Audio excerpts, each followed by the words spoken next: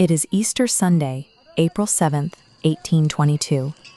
Below the deck of the Portuguese slave ship Esperança Feliz, the air is thick, dark, and suffocating. Chained in that hold is a 12-year-old boy named Ajayi. Just months earlier, his father died defending their Yoruba village from a brutal raid. Since that morning, Ajayi has been dragged across the country and sold 5 consecutive times. At the 5th auction, he was bartered for a horse. Before the Esperança Feliz can cross the Atlantic, it is intercepted by the British Royal Navy vessel HMS Myrmidon. The rescue is chaotic and violent. In the crossfire and panic, 102 captives drown or succumb to their injuries. Yet, Ajayi makes it out of the water alive.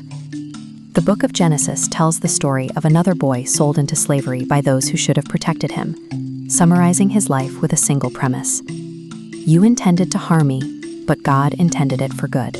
To understand how a boy whose life was valued at the price of a single horse became the spiritual father to 40 million modern believers, we have to look at what happened after the chains came off.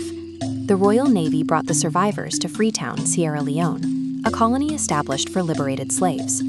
Placed in a missionary school, Ajayi encountered a chalkboard for the first time.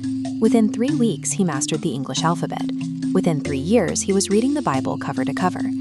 While reading the Gospel of John, he paused at chapter 8, verse 36. If the Son sets you free, you will be free indeed. Ajayi knew what it meant to be physically unbound, but here he discovered a concept of freedom reaching into the mind and the soul. In December 1825, he requested baptism and a new name. He chose Samuel Crowther. The surname came from a London clergyman, but the first name was highly deliberate. Samuel, the biblical boy prophet who heard the voice of God.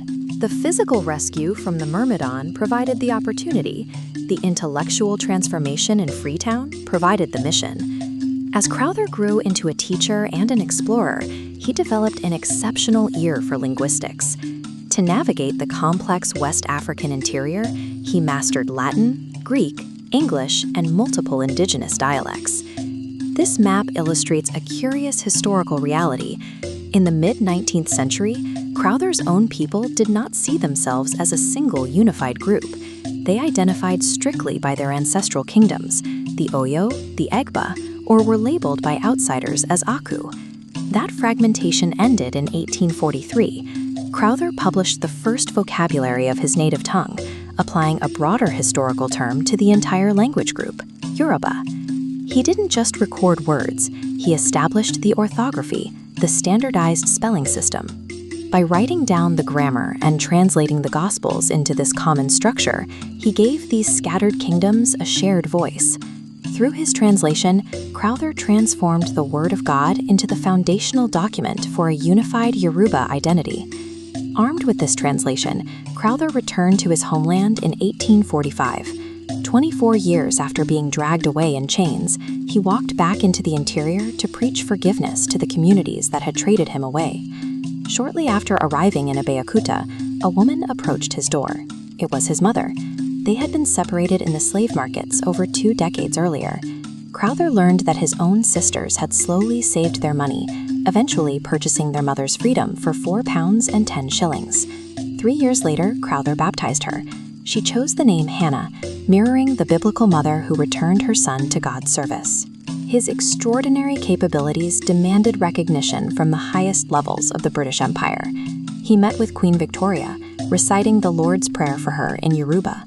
And on June 29, 1864, within the towering stone walls of Canterbury Cathedral, Samuel Ajayi Crowther was consecrated as the Bishop of the Niger. This appointment marked the first time an African held such authority in the Anglican Church, validating his capacity to lead international dioceses and conduct high-level diplomacy with Muslim emirs. But as the 19th century drew to a close, the institutional winds shifted. A younger, deeply imperialist generation of European missionaries arrived on the Niger, carrying a worldview heavily opposed to African leadership. These young clerics systematically dismantled the infrastructure Crowther had spent a lifetime building. They cut funding, dismissed the native pastors he had carefully trained, and sent reports to London declaring his mission a failure.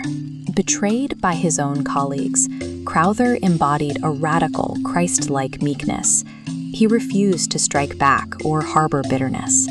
The strain broke his physical health, and on December 31st, 1891, he died of a stroke in Lagos. The dismantling of his diocese tested whether his legacy lived in a fragile institution or in the culture he had helped define. History has long forgotten the names of the men who ousted him, but the Yoruba Bible Crowther translated outlived them all, and today it is read by over 40 million people. The seeds he planted in the Niger Delta quietly grew into a towering forest. The Church of Nigeria eventually became the largest single province in the entire global Anglican Communion. 150 years after Crowther's historic consecration, the Archbishop of Canterbury, Justin Welby, stood at the same altar and issued a formal, unreserved apology for the racist betrayal Crowther suffered at the hands of the Church.